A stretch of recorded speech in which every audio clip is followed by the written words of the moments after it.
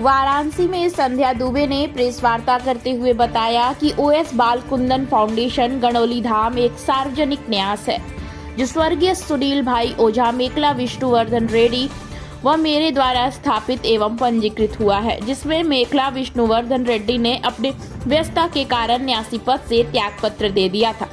तत्पश्चात प्रधान ट्रस्टी सुनील भाई ओझा का आकस्मिक निधन हो गया। उसके पश्चात मैं ही एकमात्र मूल डीडी के अनुसार प्रधान ट्रस्टी संस्थापक ट्रस्टी हूँ। देखिए हमारे संवाददाता ओम प्रकाश पटेल की रिपोर्ट। फाउंडेशन की इस समय मुख्य ट्रस्टी हूँ। मैडम ये बताइए कि जो सुनील भाई ओझा तत्कालीन संगठन मंत्री थे, तो उन्होंने कुछ साल पहले वाराणसी के गणौली धाम में एक ट्रस्ट का गठन किया था। उसको लेकर के उनके लड़कों ने मुकदमा दायर कराया है कि संध्या दुबे वगैरह जो है ट्रस्ट के साथ नाइंसाफी करनी है। तो आपका क्या कहना है उस संदर्भ में? ओएस बालकुंदन फाउंडेशन टोटली समाज हित में बना है, स्वहित में नहीं बना है।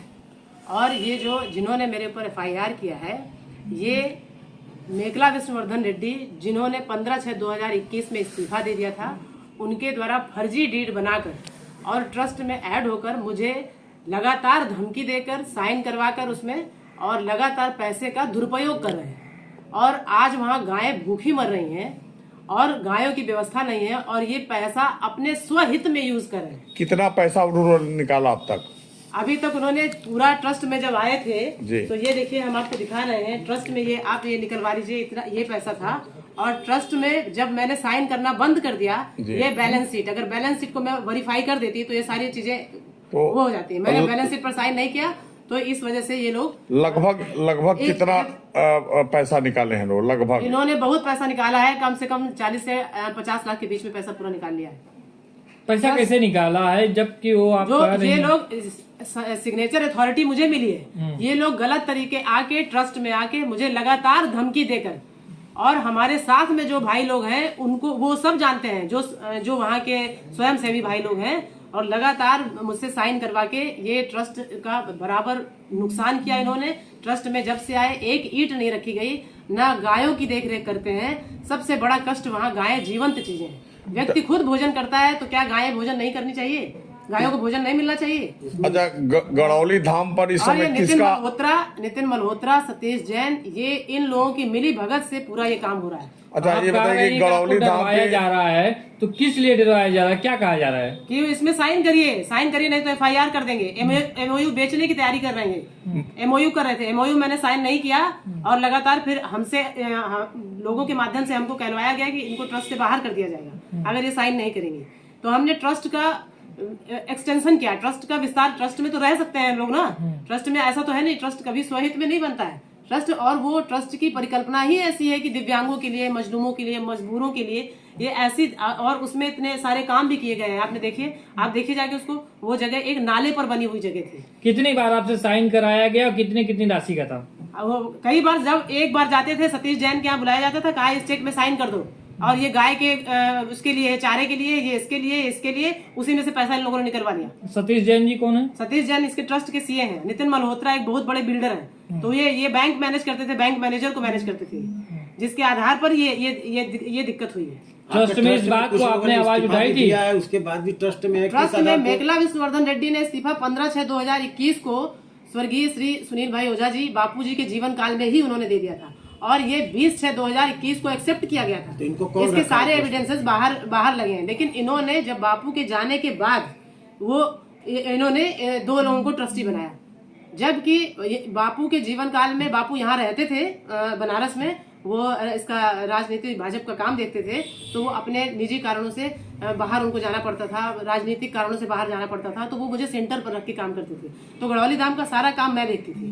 और ये इन लोगों ने कभी अपने जीवन में ना बापू को सम्मान दिया, ना उन्होंने पुत्र धर्म निभाया, और न मरने के बाद निभाया। मरने के बाद जीवित रहते कभी ट्रस्ट में ये लोग नहीं आए। किसी भी इतने बड़े बड़े कार्यक्रम हुए, उसमें एक भी कार्यक्रम में ये लोग नहीं आए, ना बापू बुलाते थे इनको किसी भी उसमें, क्योंकि ये लोग बाप, अगर हमारे सनातन धर्म में अगर बाप बेटों को लात भी मारे तो भी वो भगवान का रूप। मैडम एक चीज बताइए कि गणौली धाम पर इस समय किसका आधिपत्य है, आपका या सुनील भाई ओझा के पुत्रों का? किसी का आधिपत्य वहाँ नहीं है, वो समाज हित में जमीन बनी है। तो वहाँ और कार्य मैं हो- वहाँ की मुख्य ट्रस्टी हूँ। वहाँ समाज सेवा का कार्य चल रहा है। समाज सेवा का कार्य मैंने किया बराबर। रामलीला का आयोजन करवाया और थोड़े से प्रचार में वहाँ दसियों हजार की संख्या में लोग आए। फिर दीपोत्सव का कार्यक्रम कराया 12 नवंबर तुलसी विवाह के दिन।